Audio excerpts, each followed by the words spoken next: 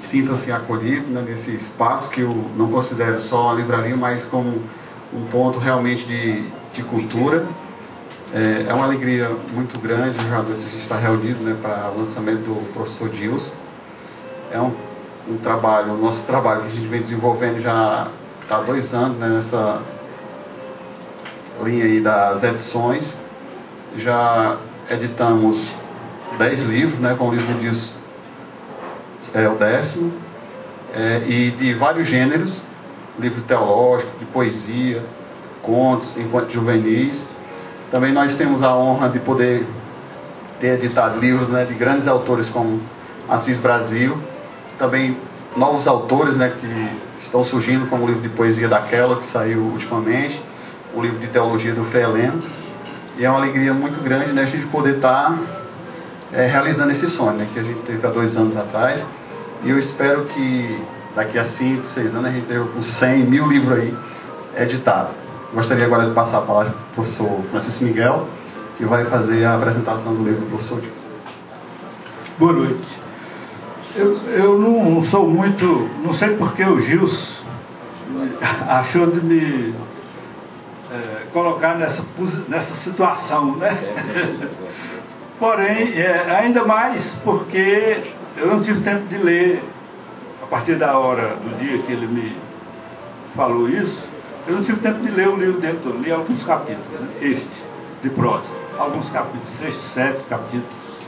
Mas já conheço o Dilson de poesia, o Dilson poeta. E escrevi um belo artigo, pelo menos já foi publicado em vários sites por aí e tal, O Sabor dos Sentidos, né? Onde eu falava que gostei tanto do livro, da poesia dele, que tinha medo, era um susto, né? Eu tinha medo até de que ele não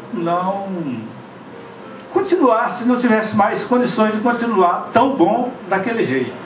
E que eu sugeri até que ele procurasse mais alguma coisa para diversificar, a fim de, mais ou menos, a intenção era essa, de descansar. E ele parece que, inconscientemente, não acredito que tenha sido com as minhas palavras, mas inconscientemente agora aparece como romance, que é uma beleza de romance.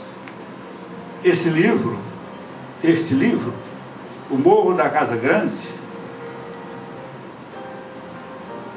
será uma obra que vão falar muito sobre ela neste século. É desses novos autores, Dilson é um, eu creio que ainda não saiu em romance coisa que supere este. Pode ser que eu esteja errado, porque a gente vive num meio pequeno e esse meio de literatura, de arte, é meio confuso. Os artistas, muitas vezes os escritores não se conhecem, e muito menos as obras, né? Então, não obstante o meio ser pequeno, mas não é tão pequeno. Teresina já é uma grande cidade, cerca de 1 milhão de habitantes, já não é, né? É uma capital aonde a gente pode ter uma vida ainda boa, e não obstante ter crescido tanto Teresina. Mas o que nós queremos falar aqui é que na leitura que eu fiz dos primeiros capítulos desse romance, eu notei duas coisas importantíssimas para o escritor, o romancista, o ficcionista. A primeira é o seu estilo, a sua maneira de escrever, a sua forma diferente de escrever, não obstante ser um romance que tem origem na história de Barras, mas não é um romance histórico, pelo que eu pude perceber, e nem é um romance regionalista, mesmo porque regionalismo hoje não existe mais isso. Regionalismo existia quando o campo era separado da cidade. Dos anos 50 para cá, e é nos anos 50, 60 que mais ou menos que essa história se situa, já começava a não existir muito essa distinção entre campo e cidade, entre mato e rua, entre mato e cidade. De forma que regionalismo desapareceu, não existe isso. É como dizia o Wilson Martins, dos nossos maiores críticos ainda vivos, né, se eu não me engano, que perguntaram a ele sobre o modernismo, ele disse, não, hoje tudo é modernismo, não existe mais. Aliás, sobre o modernismo, ele disse, não, o modernismo acabou. Agora, o moderno continua. Hoje tudo é moderno. Hoje tudo é moderno. E há os movimentos, etc, etc. Então, hoje não há mais literatura regional. Hoje a literatura toda é universal. Hoje nós estamos na globalização. Então, a outra coisa que eu queria falar sobre o romance, os primeiros capítulos que eu li do romance do Dilson Lages Monteiro, que tem acho que é até parente seu, né? Não, mas daquela região de lá, e eles têm muito Dilson, lá eu errei, desculpa, né? Dilson Lages Monteiro, é o seguinte, que há uma caracterização rápida. A primeira leitura, os primeiros passos da leitura, você se encontra com um personagem pronto, pronto assim, que vai se fazendo, um personagem redondo, que vai crescendo. No meu caso, eu aponto o Genésio, que eu não sei, Genésio, que eu não sei se ele é o protagonista da história, se o ponto de vista, nem todo romance é dele, mas me parece que sim.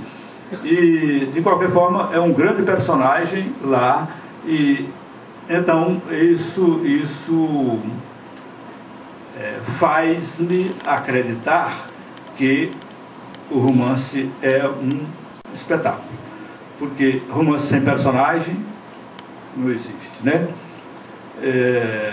E quanto mais forte o personagem, melhor. A outra coisa é o aspecto diálogo. O diálogo é a pedra de toque do escritor ficcionista, do ficcionista. Quem não sabe usar o diálogo não pode escrever. Modernamente inventaram o diálogo interno, um diálogo interno falso, às vezes, né? E o diálogo interno, essa coisa toda. Mas o diálogo, tal como é, como deve ser, como era e na tradição continua, é difícil. Nós vemos, por exemplo, Vidas Secas, de Graciliano Ramos, onde um personagem fortíssimo, como o Fabiano, ele consegue fazer Fabiano falar. Tem diálogo não tem, mas tem conversa, tem fala né? Fala mesmo, né? Então, isto é uma das maiores riquezas do livro Vidas Secas. E o diálogo aqui, eu faço essa aproximação, o diálogo do Dilson Lages, há uma certa aproximação com essa coisa, e o romance é um romance, no meu entendimento, o Morro da Casa Grande, é um romance de espaço, como Vidas Secas é, e é um romance muito bom. Outras coisas que a gente poderia dizer, eu deixo para dizer escrevendo, porque talvez seja melhor para mim, né? E para os leitores, né? Agora, fico aqui com essas palavras.